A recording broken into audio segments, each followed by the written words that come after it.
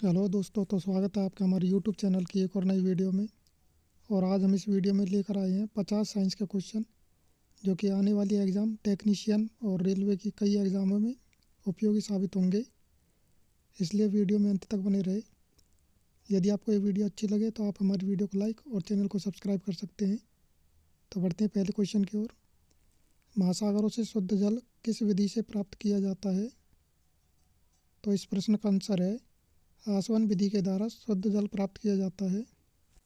अगला प्रश्न है, गोबर गैस में मुख्य रूप से कौन सी गैस होती है? तो इसका आंसर है मीथेन गैस मुख्य रूप से पाई जाती है। अगला प्रश्न है, किसी तत्व की परमाणु संख्या किसके बराबर होती है? तो उस तत्व की परमाणु संख्या उसमें उपस्थित प्रोटॉनों के बराबर होती है। अगला प्रश्न है, वाटर गैस क्या है? तो water gas carbon monoxide plus H2 का मिश्रण है। अगला प्रश्न है, प्रोड्यूसर गैस किसे कहते हैं? तो producer gas carbon monoxide plus nitrogen के मिश्रण को कहते हैं। हिस्टोलॉजी में किसका अध्ययन किया जाता है?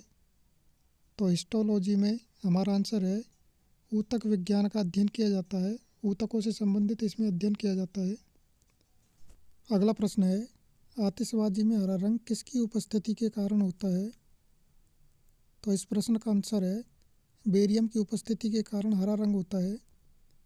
अगला प्रश्न है, जॉन्डिस किस अंग को प्रभावित करता है? तो जॉन्डिस को हम पीलिया भी कहते हैं और ये यकृत यानी कि लीवर को प्रभावित करता है। अगला प्रश्न है, जेनेटिक कोड की खोज किसने की थी? तो इस प्रश्न का आंसर है हरगोविंद खुराना। अगला प्रश्न है, लाफिंग गैस का रासायनिक सूत्र है। लाफिंग गैस का रासायनिक सूत्र N2O यानी नाइट्रस ऑक्साइड है। अगला प्रश्न है, चुकंदर में कौन सा लवक पाया जाता है? तो इस प्रश्न का हमारा आंसर है बीटानिन लवक। अगला प्रश्न है, वनस्पति विज्ञान का जनक किसे कहा जाता है? इस प्रश्न का हमारा उत्तर होगा थियोफ्रेस्टस। अगला प्रश्न है, रक्त में पाई जाने वाली धातु है। तो इस प्रश्न का हमारा आंसर होगा रक्त में लौह धातु पाई जाती है। अगला प्रश्न है, पित्त किस अंग के द्वारा स्रावित होता है? तो इस प्रश्न का हमारा उत्तर होगा यकृत। अगला प्रश्न है, एक जीन एक एंजाइम सिद्धांत को किसने प्रतिपादित किया था? तो इस प्रश्न का हमारा उत्तर होगा बीडल और टेटम ने। अगला प्रश्न है, सर्वप्रथम किसने प्रकाश के वेग का मापन किया था? तो इस प्रश्न का हमारा उत्तर होगा वैज्ञानिक रोमर ने प्रकाश के वेग का मापन किया था। अगला प्रश्न है, कोशिका का अध्ययन क्या कहलाता है? तो इस प्रश्न का उत्तर होगा साइटोलॉजी। अगला प्रश्न है, मेंढक के हृदय में कितने प्रकोष्ठ होते हैं? तो इस प्रश्न का हमारा उत्तर होगा 3 प्रकोष्ठ होते हैं। अगला प्रश्न है, किस किरण की वेधन क्षमता सर्वाधिक होती है? तो इस प्रश्न का हमारा उत्तर होगा गामा किरण। अगला प्रश्न है, धातु के तार में विद्युत का प्रवाह किसके कारण होता है? तो इस प्रश्न का हमारा उत्तर होगा इलेक्ट्रॉनों के कारण। नेक्स्ट क्वेश्चन है, डायनामो किस सिद्धांत पर कार्य करता है? तो इस प्रश्न का उत्तर होगा विद्युत चुंबकीय प्रेरण के सिद्धांत पर डायनामो कार्य करता है। अगला प्रश्न है, गुलाबी क्रांति का संबंध किससे है? तो इस प्रश्न का उत्तर होगा झींगा उत्पादन। अगला प्रश्न है, प्रिंसिपिया पुस्तक के लेखक हैं? तो इस प्रश्न का उत्तर है सर आइजैक न्यूटन। अगला प्रश्न है, आनुवांशिक गुणों का वाहक होता है? तो इस प्रश्न का हमारा उत्तर होगा आनुवांशिक गुणों का वाहक गुणसूत्र होता है। अगला प्रश्न है, वाहनों में स्नेहक तेल का प्रयोग क्यों किया जाता है? तो इस प्रश्न का कारण है घर्षण को कम करने के लिए। अगला प्रश्न है, शक्कर के किण्वन से क्या प्राप्त होता है? तो इस प्रश्न का हमारा उत्तर है शक्कर के किण्वन से इथाइल अल्कोहल या एथिल अल्कोहल प्राप्त होता है। अगला प्रश्न है श्यानता गुणांक की एसआई इकाई क्या है? तो इस प्रश्न का उत्तर होगा पॉइज। अगला प्रश्न है मैनोमीटर के द्वारा किसका मापन किया जाता है?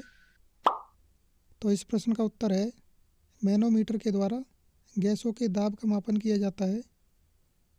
अगला प्रश्न है एंगस्ट्रम किसका मापन करता है? तो इस प्रश्न का उत्तर है एंगस्ट्रम तरंग दैर्घ्य का मापन करता है। नेक्स्ट क्वेश्चन है सेकेंडी पेंडुलम का आवर्तकाल कितना होता है? तो इस प्रश्न का उत्तर है 2 सेकंड। अगला प्रश्न है ऊंचाई बढ़ने से वायुमंडलीय दाब पर क्या प्रभाव पड़ता है? तो इस प्रश्न का उत्तर है ऊंचाई बढ़ने से वायुमंडलीय दाब कम हो जाता है। अगला प्रश्न है परमाणु बम किस प्रक्रिया पर आधारित है? तो इस प्रश्न का उत्तर है परमाणु बम अनियंत्रित नाभिकीय विखंडन पर आधारित है। अगला प्रश्न है मैक संख्या का उपयोग किसमें होता है? तो इस प्रश्न का उत्तर होगा मैक संख्या का उपयोग विमानों में होता है। अगला प्रश्न है प्रकाश के तरंग सिद्धांत का किसने प्रतिपादन किया था? तो इस प्रश्न का उत्तर है हाइगेंस। अगला प्रश्न है इंद्रधनुष में किस रंग का विचलन सर्वाधिक होता है? तो इस प्रश्न का उत्तर होगा बैंगनी रंग का विचलन सर्वाधिक होता है। अगला प्रश्न है एक फैदम किसके बराबर होता है? तो इस प्रश्न का उत्तर है एक फैदम 6 फीट के बराबर होता है। अगला प्रश्न है प्रतिध्वनि सुनाई पड़ने का कारण क्या है? तो इस प्रश्न का उत्तर है ध्वनि का परावर्तन। अगला प्रश्न है गन मेटल किन तत्वों का मिश्रण होता है? तो इस प्रश्न का उत्तर है कॉपर, टिन और जिंक। अगला प्रश्न है सीजीएस पद्धति में बल का मात्रक होता है? इस प्रश्न का उत्तर है डाइन। अगला प्रश्न है समुद्र में तैरना आसान है बजाय नदी के, इसका कारण है समुद्र के पानी का घनत्व नदी के पानी के घनत्व की तुलना में अधिक होता है। अगला प्रश्न है पारे का गलनांक बिंदु क्या है? तो इस प्रश्न का उत्तर है पारे का गलनांक बिंदु -39 डिग्री सेंटीग्रेड होता है। नेक्स्ट क्वेश्चन है मानव शरीर का ताप केल्विन पैमाने पर कितना होता है? तो इस प्रश्न का हमारा उत्तर है 310 केल्विन। अगला प्रश्न है मोटर कार के साइड मिरर में किस दर्पण का प्रयोग किया जाता है? तो इस प्रश्न का हमारा उत्तर है उत्तल दर्पण। अगला प्रश्न है अबिंदुकता के निवारण के लिए किस प्रकार के लेंस का प्रयोग किया जाता है? इस प्रश्न का उत्तर है बेलनाकार लेंस। अगला प्रश्न है पहाड़ों पर खाना देरी से पकता है, इसका कारण है?